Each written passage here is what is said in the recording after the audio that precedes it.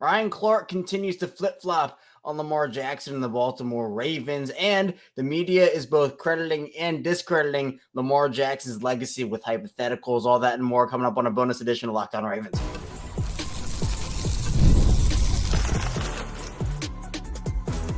You are Locked On Ravens, your daily Baltimore Ravens podcast. Part of the Locked On Podcast Network, your team every day.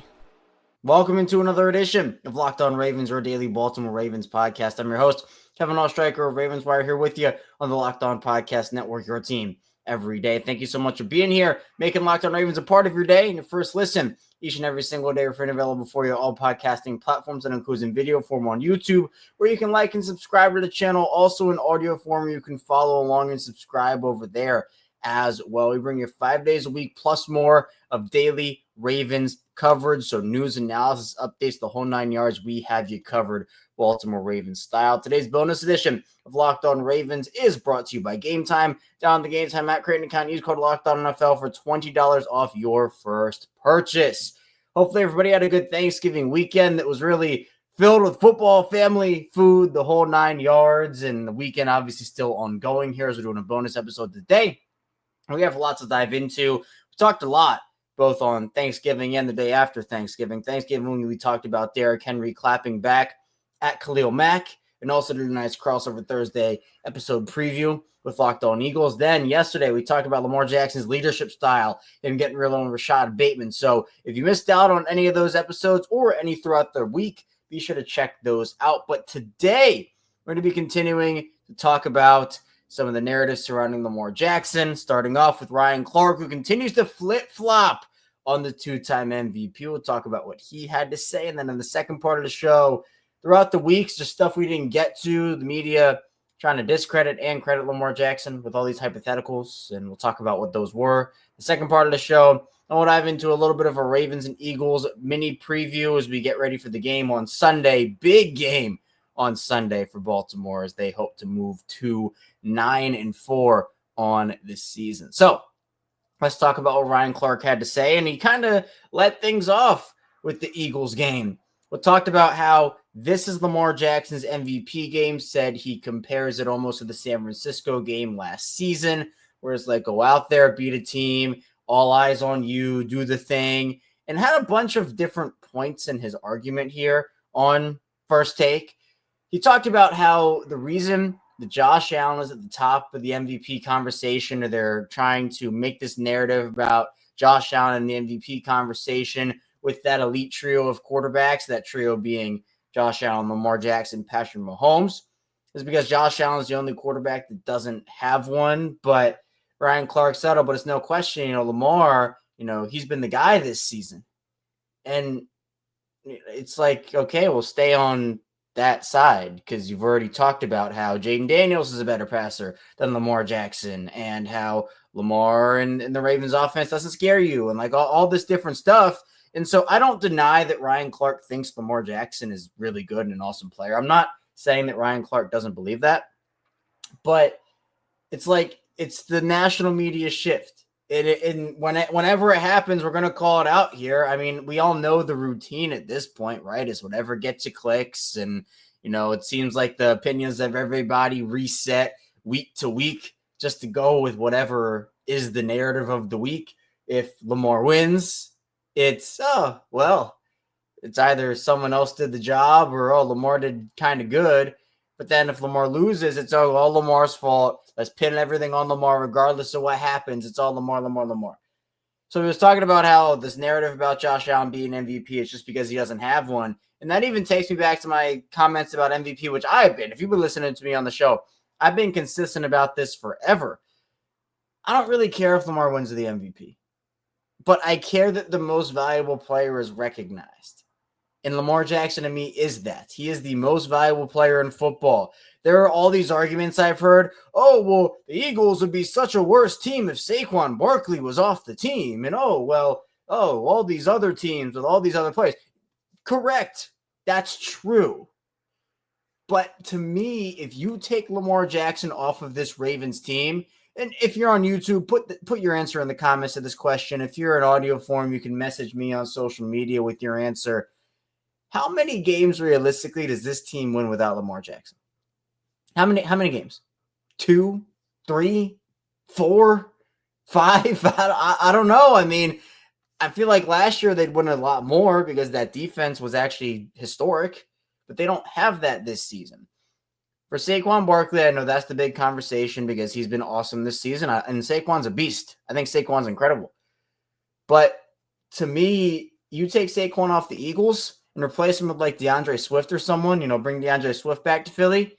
Yeah, they lose more games because Saquon is that important to them, for sure. He's valuable.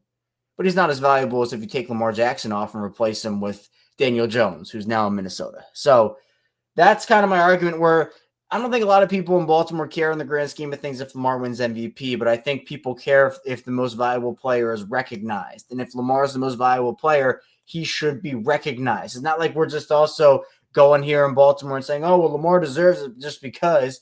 No, he's number one in like everything. The things that people were discrediting him for. Number one in passing touchdowns, number one in passing yards. Remember all those years we had to hear, oh, Lamar, he doesn't throw for enough passing yards. He doesn't throw for enough passing touchdowns. He can't qualify. He's not. Well, now he's doing it. And before, when he wasn't doing it, he was still having as big of an impact on the game as anybody else in the league. And the Ravens were still winning by 30 points. And while the Ravens have been more battle-tested this season, the games have been closer at points. In fact, in a lot of points.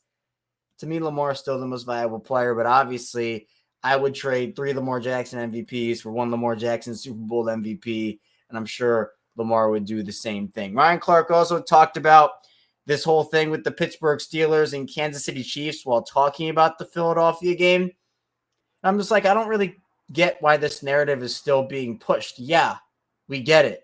Lamar hasn't been good against the Steelers, and the Ravens haven't been good against the Steelers, and the Ravens haven't been good against the Chiefs, and Lamar hasn't, been able to beat Mahomes most of the time.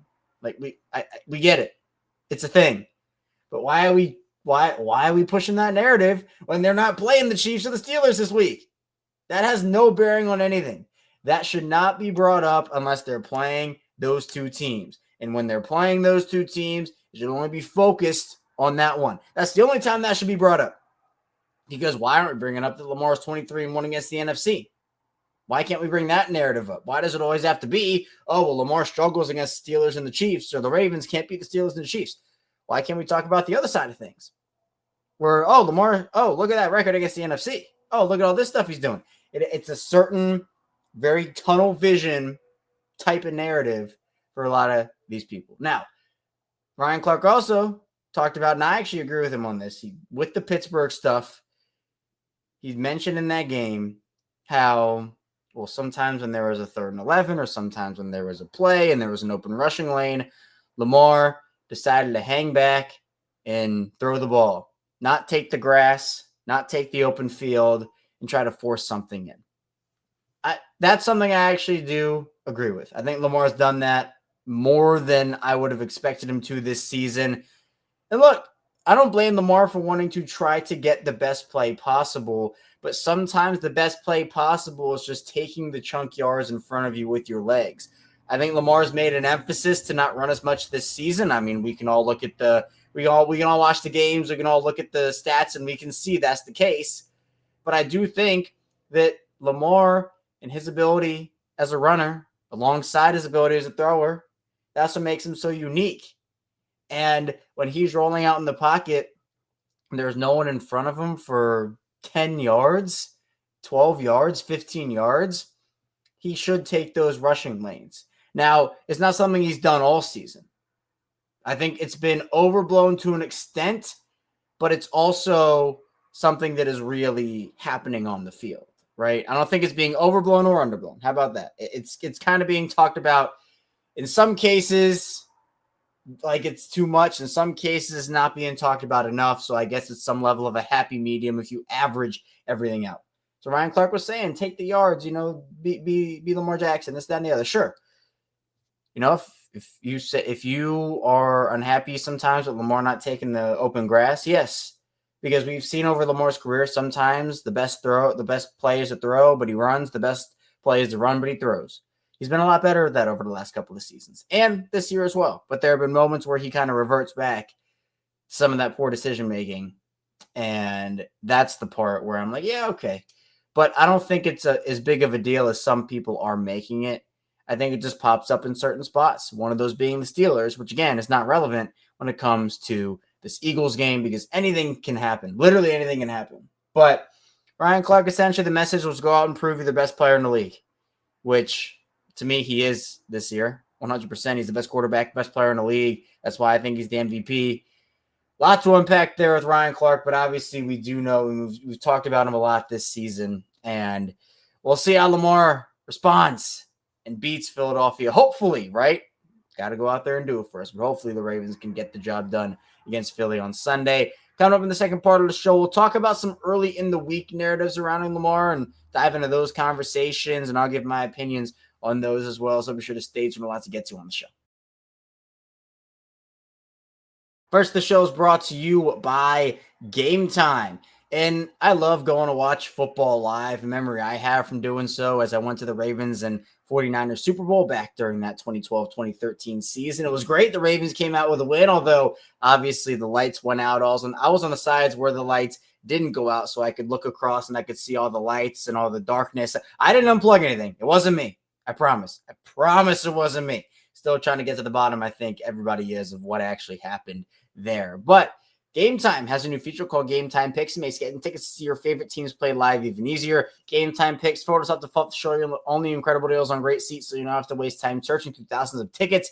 And Game Time has tickets for all events, concerts, shows. It's not just sports. So for this Ravens and Eagles game, if you want to try to find some good seats, head over to Game Time. They have super deals and other tiers of deals as well. Plus, the app has so many great features like Game Time Picks, CPU's lowest price guarantee, Game Time ticket coverage, and so much more. Take the guesswork out of buying tickets with Game Time. Down the Game Time app, create an account, use code LOCKEDONNFL for $20 off your first purchase. Terms apply. Again, create an account, redeem code LOCKEDONNFL, spelled LOCKEDON for $20 off.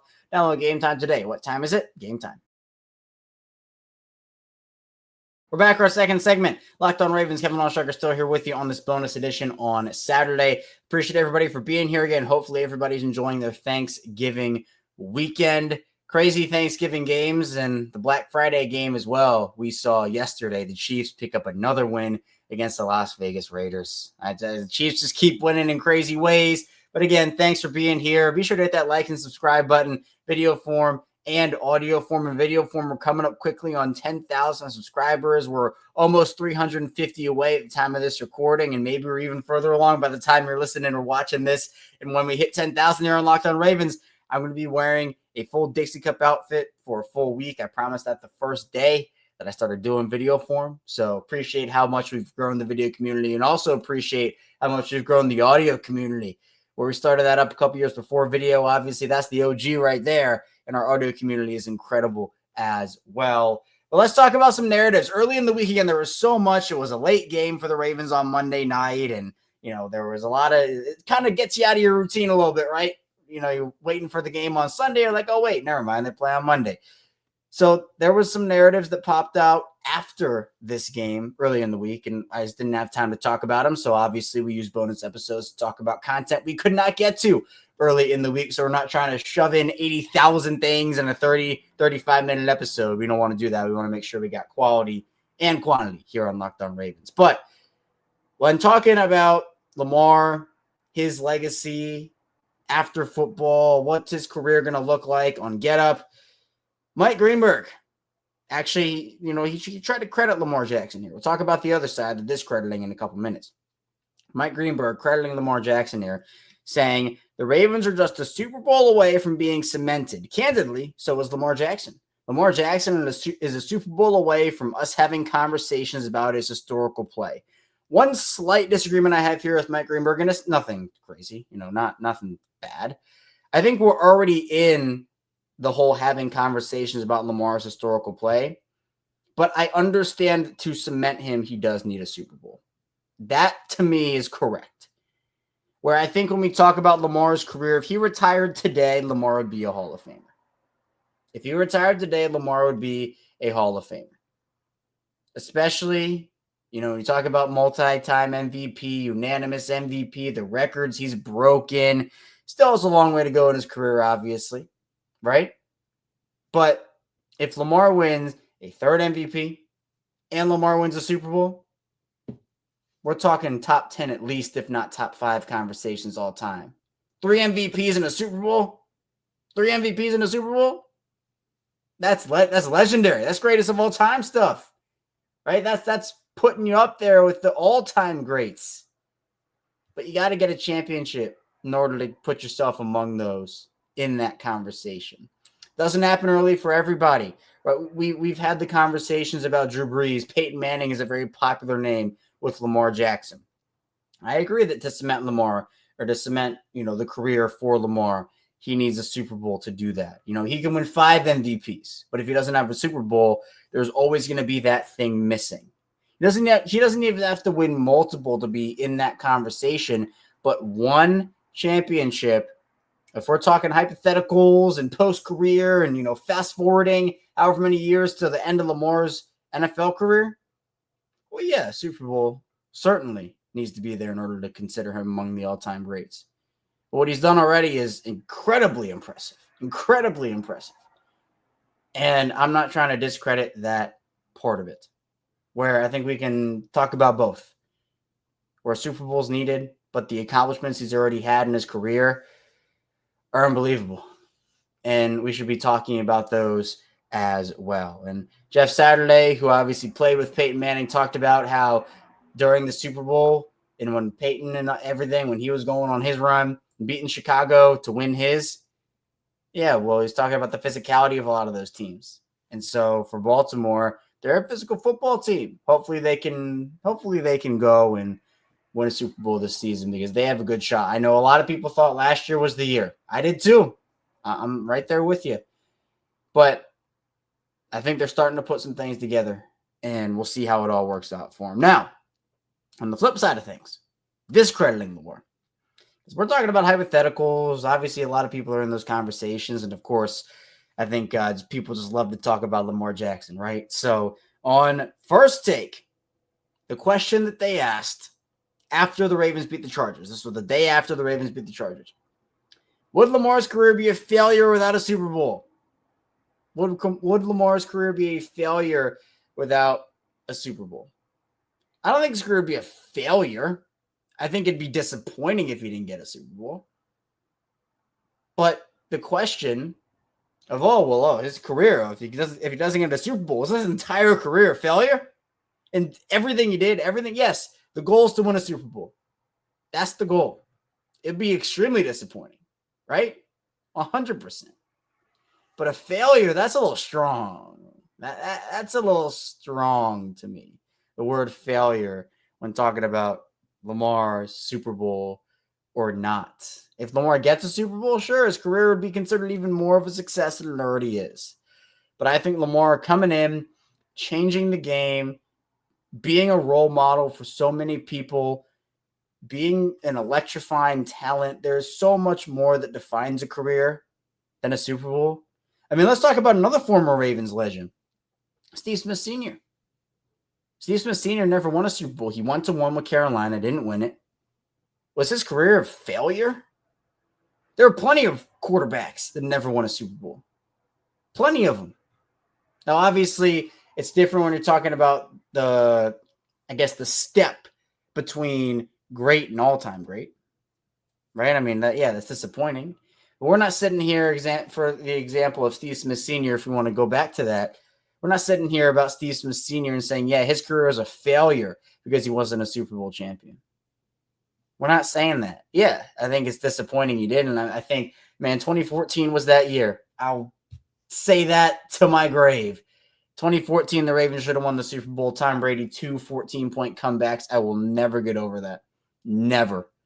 They should have won the Super Bowl that season. And Tom Brady, as Tom Brady did, just ripped it from their hands. But regardless, if Lamar doesn't win the Super Bowl ever, I know there's a different standard placed on quarterback than wide receiver. I get it. It's not so black and white, not cut and dry. But to me, I'm not going to sit here and say Lamar's career is a failure if he doesn't win a Super Bowl. And I don't think that conversation should even be had. I mean, it's more appropriate to say, yeah, Lamar needs a Super Bowl to be cemented in all-time great status, because that can go both ways. You can have the conversation about what if he does versus what if he doesn't.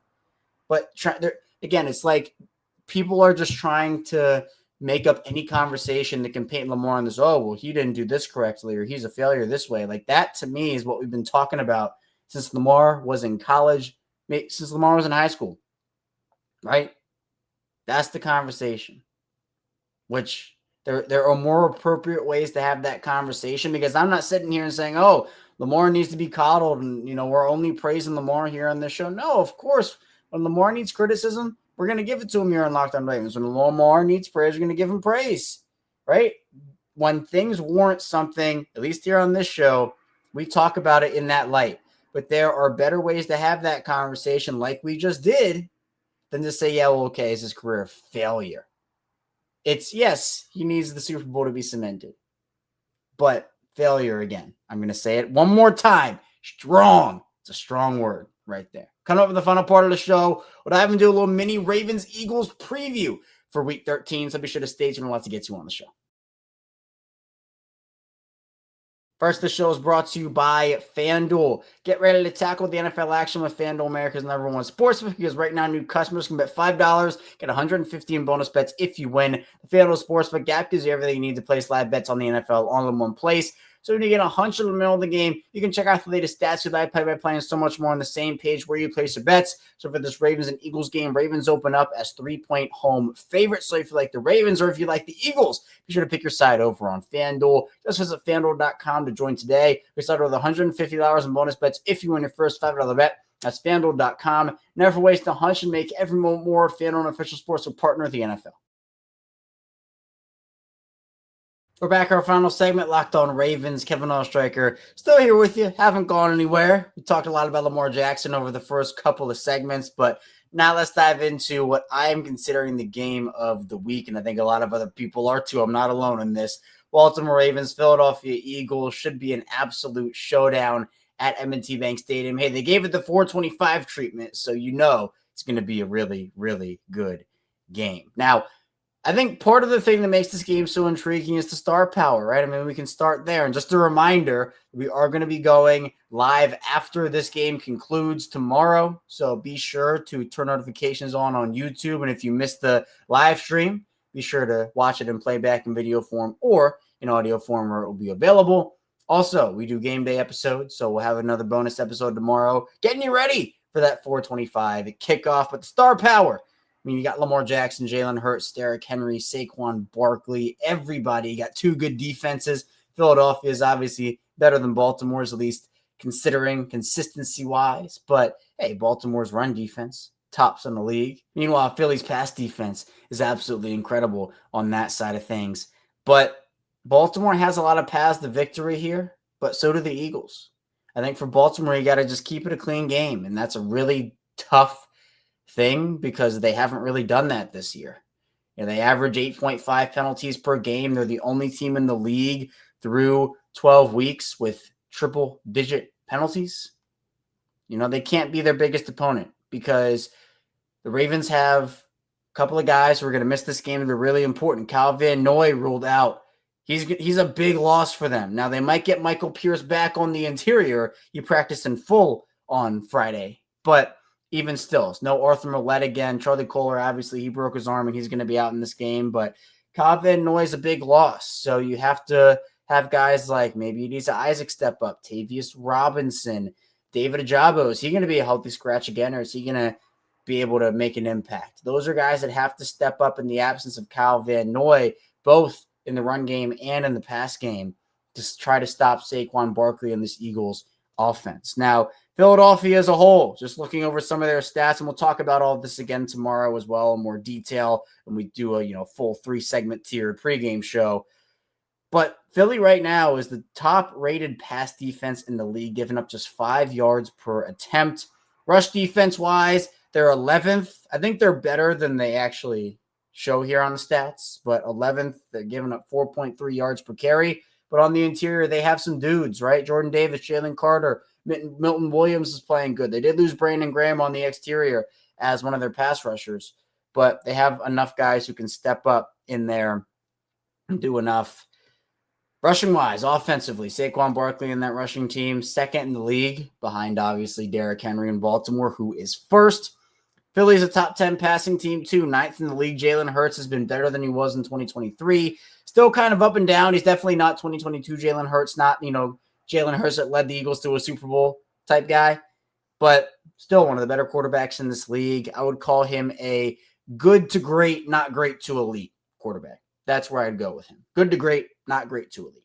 But you look on the defensive side of the ball, secondary-wise, the Eagles not going to have Darius Slay in this game. Devontae Smith still up in the air at the time of this recording. So in the secondary is going to be Kenyon Mitchell, Cooper DeJean, two of Philly's very high draft picks. A lot of people had Cooper DeJean potentially going to Baltimore at 30 when they were picking in the draft, but Ravens pass on him, go with Nate Wiggins, and I think it's worked out pretty well for both sides there. A.J. Brown's obviously the guy you got to cover for Baltimore if Devontae Smith does not play. But if he does, you're going to have your hands a little more full. Marlon Humphrey is playing like the best corner in football this season. We mentioned Nate Wiggins as well just a couple seconds ago, so he's going to be a big impact player. He's going to have to step up to the plate. But I'm really intrigued to see because Roquan Smith, obviously, back in the fold here. I'm going to be really intrigued to see if Malik Harrison earned more playing time, if Chris Board earned more playing time. What does that look like for the Ravens? Brandon Stevens, Trey White, that dynamic, obviously. But Baltimore's offensive line to me is going to be the key. Went on local radio 105.7, talked about some of the reasons I think that Baltimore can win this game and what reasons Baltimore would win this game if they do. And I said the offensive line is the number one thing, being able to open up rushing lanes for Derrick Henry, protect Lamar Jackson.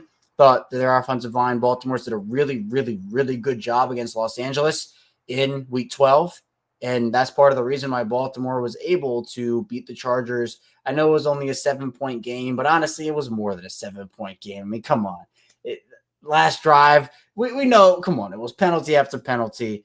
That game against Los Angeles was handled a little more handedly than the box score, the final score says it was. So, look, these are two really good teams, and a statement game for Baltimore and for Philly for sure. It's kind of a barometer test. I know everybody's talking about Kansas City or Buffalo in the AFC for Super Bowl. Everyone's talking about Detroit in the NFC for Super Bowl. This is kind of that underrated potential Super Bowl matchup that maybe not a lot of people are talking about, but we get a sneak preview of on Sunday. That's all I have for you here today on Locked On Ravens. Thank you so much for tuning in to the show. Coming up tomorrow, of course, we'll be back here 6 a.m. with a game day episode. We'll go in much more detail about the Ravens and Eagles Week 13 matchup. And then obviously after the game, we'll be live. Win, lose, or hopefully not tie. We do not like ties on Locked On Ravens. Do not like ties.